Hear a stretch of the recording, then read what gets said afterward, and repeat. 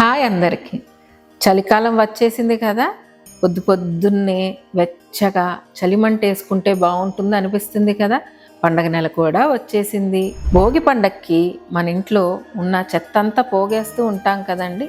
ఇక్కడ మీ లంగ్స్ డాక్టర్గా కొన్ని జాగ్రత్తలు చెప్తాను, పాటించండి. చలిమంట వేసుకుంటే వెచ్చగా హాయిగా ఉంటుంది, కానీ దాని నుంచి వచ్చే పొగ పీల్చటం వలన దీర్ఘకాలిక ఊపిరితిత్తుల సమస్యలు ఉన్న వాళ్ళకి దగ్గు, ఆయాసం ఇటువంటి ప్రాబ్లమ్స్ ఎక్కువ అవుతూ ఉంటాయి. కాబట్టి ఇన్హేలర్స్ దగ్గర ఉంచుకోండోయ్. అది మాత్రమే కాదు, ఎందుకు ఇలా జరుగుతుంది?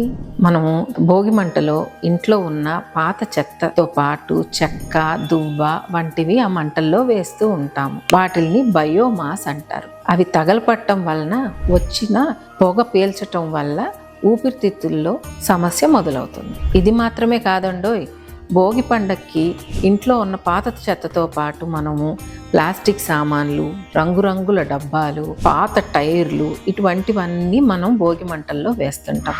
పొరపాటున ఆ పని చేయబాకండి. వాటి నుంచి వచ్చే పొగ మన ఊపిరితిత్తులకి హానికరం మాత్రమే కాకుండా పర్యావరణ కాలుష్యానికి కూడా కారణమవుతుంది.